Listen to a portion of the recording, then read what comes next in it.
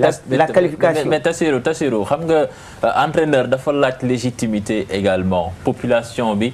bëgg ko ngir nga mën a liggéey ci benn environnement yow gis nga ni tey jii Joseph Koto dese na crédit boo xamante ni mën na ko may mu toogaat fii.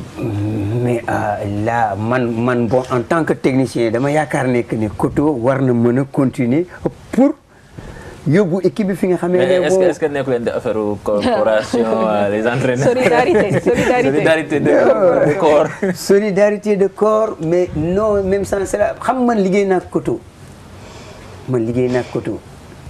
liggéey nañu xam naa Koto lan la mën ak lu mu mënul mais dama bëgg a wax ne bon contre la Côte d'Ivoire bii amoon nañu espoir ne war nañu mën a gagner match bi peut-être que ni Koto def na erreur si match bi mais lu rek warul mën a tax que ne bon aussi ñu dàq ko.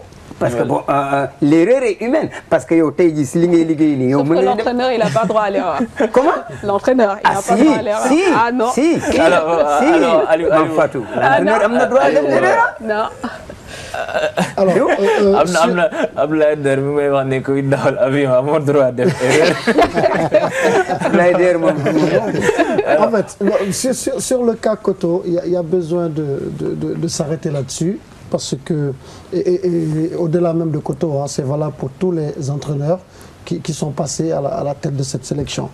Boumi signé contrat, on lui avait fixé des objectifs bien déterminés. Entre autres, une qualification à la Coupe d'Afrique des Nations avec une demi-finale atteinte en cas de qualif et probablement une qualification à la Coupe du Monde ou bien un parcours assez honorable dans ces éliminatoires de la Coupe du Monde. C'est très simple. A plus B égale C. Léegi, on est à mi-chemin des objectifs qui avaient été fixés à Joseph Koto.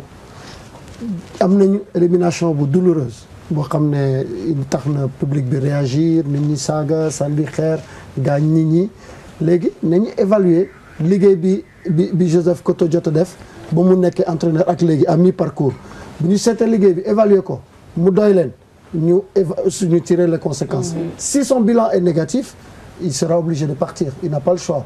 Et si son bilan est positif, en ce moment, il continuera. Mais il faut qu'un travail... Je pense qu'il a fait 4 matchs officiels, une victoire, 2 défaites et un match nul. Donc, je pense que en ces 4 matchs, s'il a fait 2 matchs... 2 quoi 2 défaites, une victoire, un match et un match nul. Non, il y a eu 2 victoires parce que contre le Maroc, il y a eu le match amical. Officiel, pardon. Il parle 2 défaites contre la Côte d'Ivoire. Il parle de match officiel. En tout cas, en ce cas d'espèce, regardons également les échéances. À quand la prochaine sortie de Lions du Sénégal? Ce sera probablement au mois de mars 2013. D'ici là, 2013, qu'est-ce qu'on doit faire pour pouvoir déjà... Thierno Seydi l'a dit tout à l'heure, et je peux confirmer que la plupart des garçons sont traumatisés. J'ai pu discuter avec quelques-uns d'entre eux qui vivaient... Il y avait un vrai mal-être pour certains joueurs au sein de cette équipe nationale du Sénégal.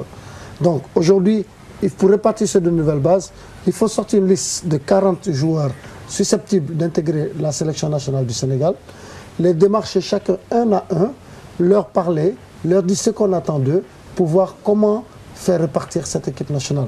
Avec quel entraîneur? Après évaluation de tout le travail qui a été fait en amont et en aval de cette partie de Côte d'Ivoire, on pourra évaluer. Mais je pense qu'aujourd'hui, il faut que nous retournons à une certaine orthodoxie, il faut que nous retournons... à un moment, ils ont posé le débat, faut-il un entraîneur étranger ou un entraîneur local? Et je pense que c'est pas ça l'importance. L'entraîneur qui présentera le meilleur profil possible, qui sera en mesure d'apporter un plus à cette équipe, et je pense l'entraîneur qu'on devrait prendre. Voilà, Mame Fatou, je pense que pour plus travailler dans la sérénité, l'idéal, ce serait de changer d'entraîneur. Ouais, ça c'est à la charge de la fédération parce qu'on en avait parlé d'ailleurs avec Augustin qui disait que finalement une élimination à cette CAN 2013 ne serait pas forcément une sanction, voilà, pour donc je pense que c'est le comité exécutif ou la fédération qui va se réunir. Mais moi de manière globale, je pense effectivement qu'il faut qu'on revoie tout simplement l'organisation du football sénégalais. On ne peut pas tout simplement se baser sur des campagnes pour faire ou défaire quelqu'un. Je pense qu'aujourd'hui il faut qu'on donne le temps, n'importe quel entraîneur. Aujourd'hui, on aurait eu peut-être Pep Guardiola, on aurait perdu devant la Côte d'Ivoire. Ça ne veut rien dire. Donc, je veux dire, pour n'importe quel entraîneur, il faudra du temps pour travailler. Maintenant, il faut aussi voir tous les paramètres environnants. Comme je le disais, la gestion du groupe. Parce que quand même, moi, je trouve que depuis quelques temps, on est sorti, il y a eu beaucoup de sorties, beaucoup de mécontentements. Donc, je pense que déjà, au niveau du groupe de l'équipe nationale, il y a un malaise. Ça veut dire que donc, quelque part, le discours du coach ne passe pas. En tout cas, il y a des joueurs qui sont réfractaires. Donc ça, c'est un point à regarder. Chaque fois on met en cause ou on remet en cause des décisions, est-ce que ce sont les joueurs qui devaient être là, qui ont été sélectionnés, etc., etc. Je veux dire, autour de l'environnement même de l'équipe nationale, il y a quand même un manque de sérénité. Donc il y a tout ça à voir par rapport au staff, par rapport à un programme, un plan-programme, une perspective. On a jusqu'au mois de mars 2013, parce qu'il faut quand même revenir sur les conditions dans lesquelles Joseph Koto a été intronisé entraîneur. Donc voilà, ça a été beaucoup de cafouillage du côté d'ailleurs de la fédération également. Donc bon, on ne peut pas faire aussi l'impasse de tout ça. Ah oui, on va évaluer tout ça. On me fait signe qu'il y a un téléspectateur en ligne. Vous vous appelez comment, monsieur? Oui, j'appelle de Dakar. Et c'est comment le nom? C'est Moustapha. Comment vous allez? Ça va bien, Moustapha. Depuis tout à l'heure, on suit le débat, mais je ne veux pas concevoir la face, en fait, par rapport à l'entraîneur. Il faut que nous d'arrêtions. Nous, Sénégal, vous avez dit tout à l'heure, l'entraîneur n'a pas le droit d'échec boutoloni. Sénégal, certes, nation du football, mais c'est un très grand pays. C'est Afrique. Esprit dépassement Sénégal. Il a échoué, notre thème. Il ne fait pas le poids. On s'en rend compte, nous il ne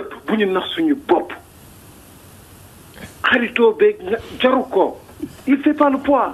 Il n'a qu'à dégager. Mais il faut qu'il parte aussi. C'est pas parce que Elage est en train de parler. Moi, je ne sais pas. Je suis pro Elage, mais Elage, il ne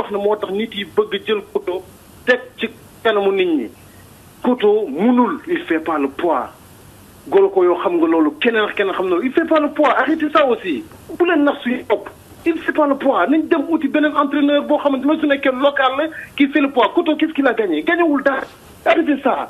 Il a échoué. 4 matchs, une victoire contre Libéria, vous dites quoi? Ouganda, il ne peut pas gagner l'Ouganda, il n'a qu'à arrêter aussi. Qu'il arrête. Mais qui il peut pas, il n'a pas le poids, encore une fois. Monsieur Coach, n'a pas le poids. Arrêtez, voilà, Moustapha, Moustapha, il a mis attaqué de. Mais quelque part aussi, il y a des signes qui ne trompent pas. Et je pense, est-ce qu'il ne se pose pas un gros problème de communication? Parce que quand l'entraîneur du Sénégal, en conférence de presse, dire que chaque joueur sait qui est plus fort que l'autre. Et chaque jour, c'est que qui est plus fort que l'autre. Diao, à ce niveau-là, moi, je voudrais juste intervenir. Je pense que pour le problème de communication, ce n'est pas lié à Koto spécifiquement. Je pense que les entraîneurs sénégalais, de manière générale, ont un problème de communication. Non, mais Tassirou, justement, mais il le sait. On en a déjà parlé. Je pense que